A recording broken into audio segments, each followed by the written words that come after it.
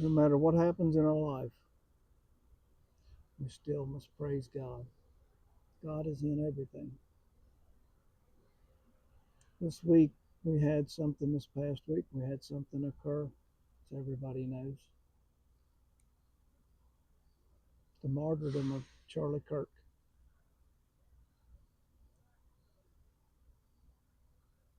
And I normally don't stay in mourning for long.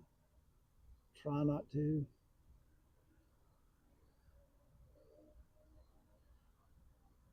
What I'm doing, this is seed. Honeycomb seed. I'm planting seeds.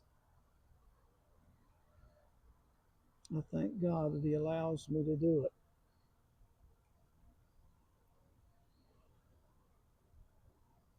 I have respect for Charlie Kirk's wife to be able to stand up after losing her husband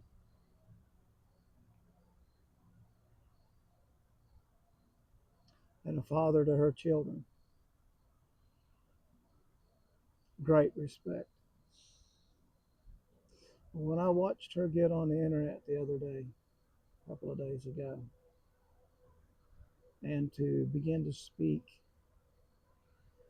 about her husband and about what happened, about her little 3-year-old girl, and this is what really breaks my heart. Little 3-year-old girl asks her mommy, "Where's daddy?"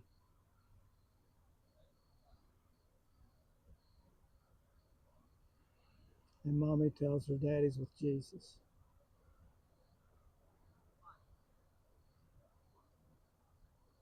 But like she said, you can't extinguish the movement. You can't extinguish what God has began.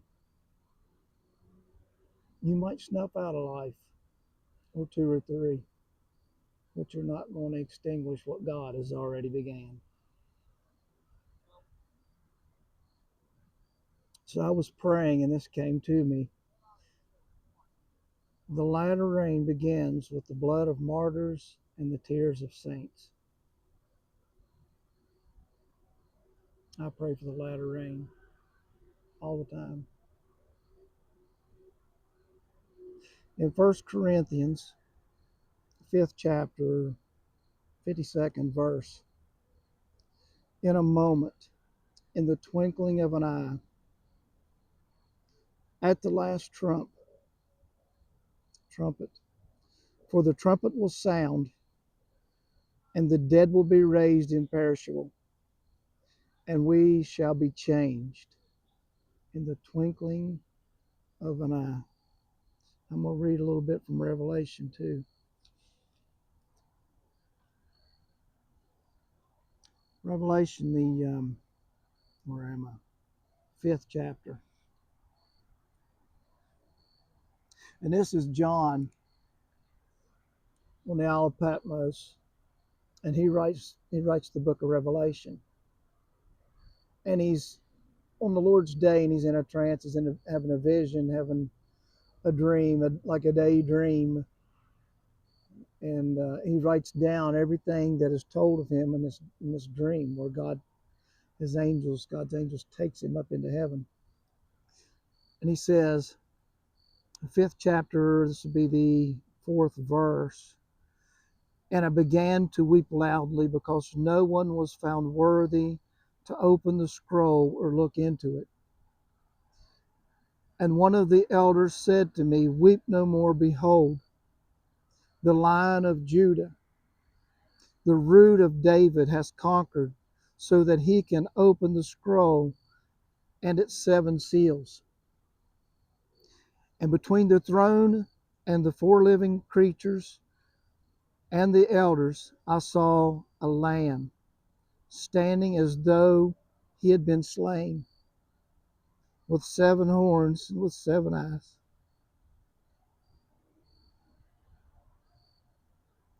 Which are the 7 spirits of God sent out unto all the earth. And he went and took the scroll from the right hand of him who was seated on the throne. It's God the Father. And when he had taken the scroll, the four living creatures and the 24 elders fell down before the Lamb, each holding a harp and golden bowls full of incense, which are the prayers of the saints. And they sang a new song.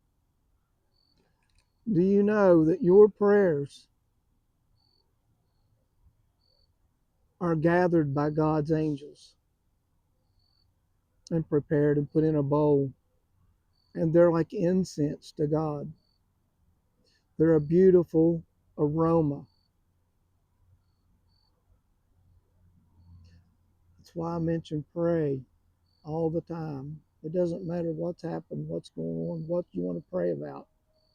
Pray about, ask God, what kind of food should I eat today? I don't know, anything.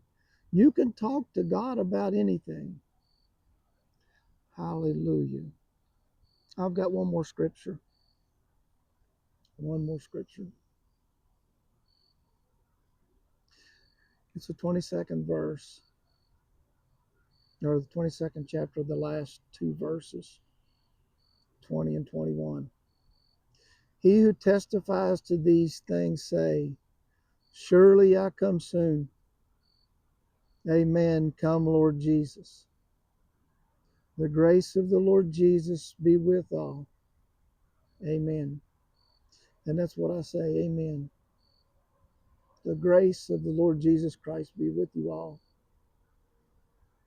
There is a time for mourning. There's a time for rejoicing. We mourn with those who mourn. We rejoice with those who rejoice.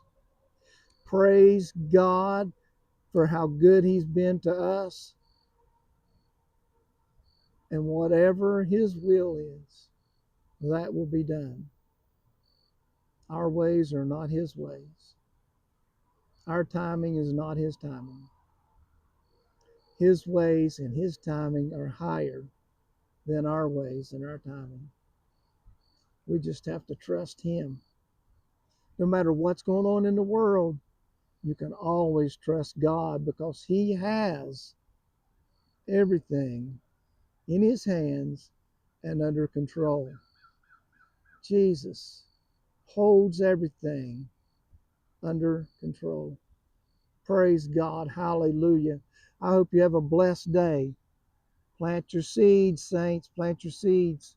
Hallelujah.